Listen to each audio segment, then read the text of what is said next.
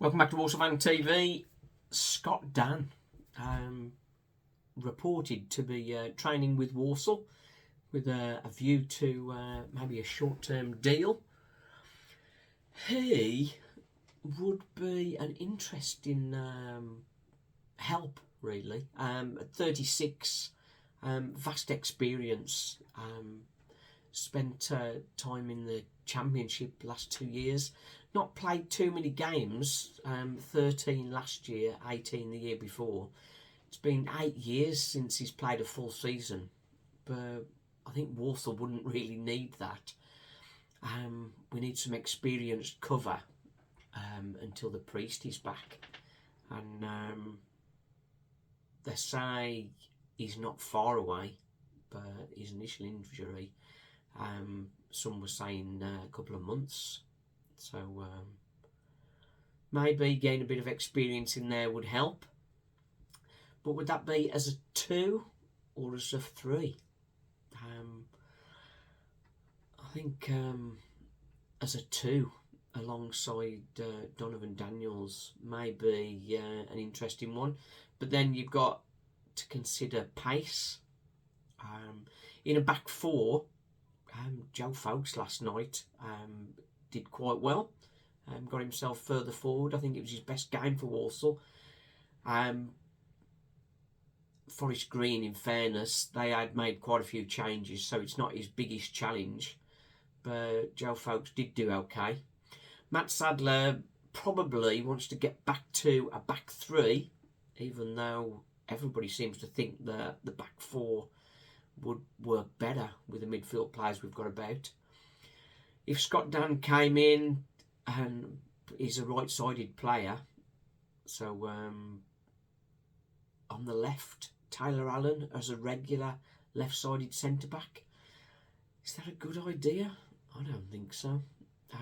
Again, he did quite well at left-back last night. Again, as I say, not against the toughest opposition.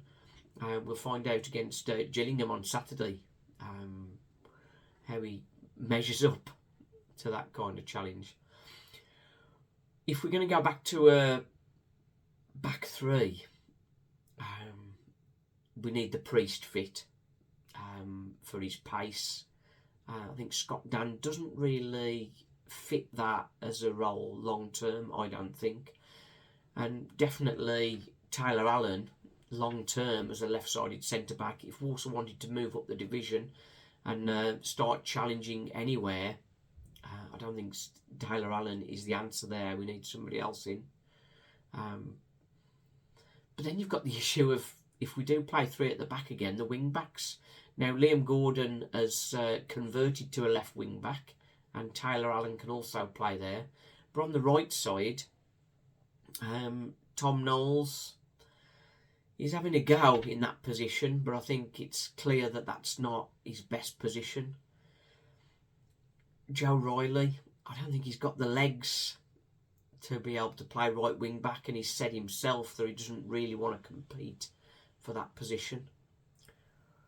Joe Folks, can he turn himself from a right back into a right wing back? Possible, but again, that's asking a lot of a young player. I think if we want to play 3 at the back again, we actually need a dedicated right wing back, and even perhaps a dedicated left wing back. But Gordon is sort of filling that quite well.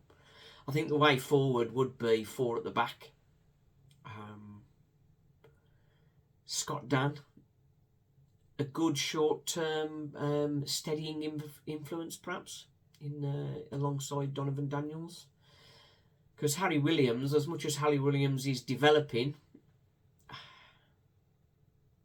he's getting caught out a little bit. And that will be affecting Donovan Daniels, as we saw against Sutton. Donovan Daniels came out of position trying to cover Williams, and we conceded a goal from it. It was an excellent strike, actually, but I mean, Donovan Daniels moved out of his position where he may have had a chance to block, perhaps. It's a tough one, really. It's a tough one. Having somebody like Scott Dann around the place at 36 would be good. How's Matt Sadler going to feel having someone of a similar age and far more successful career in his squad? That's another one. That's another one. We want the Priest back, don't we? That's what we want. And I think the Priest back, stick to a back four with Folks, I think, probably in preference to Riley, I think, because of his pace. Liam Gordon, when he gets back from international duty, will step back in there. And then, I don't think we've got a bad back four. But saying that, to concede 4 goals to Sutton tells us that all's not rosy. It wasn't all down to Harry Williams and Joe Riley.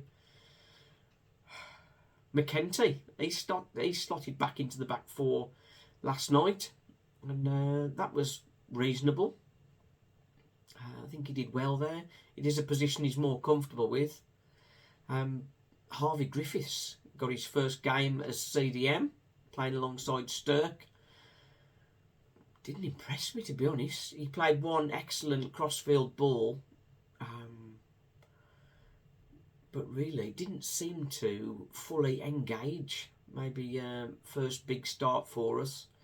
Was a bit nervous perhaps, but he got substituted, rightfully so, and didn't impress for me really, despite his credentials from the Wolves. Right then, we'll have match preview will be coming up, but that's just my thoughts on Scott Dann and whether he should join the fold. Thanks for watching. Waterfan TV. The joy and endless pain.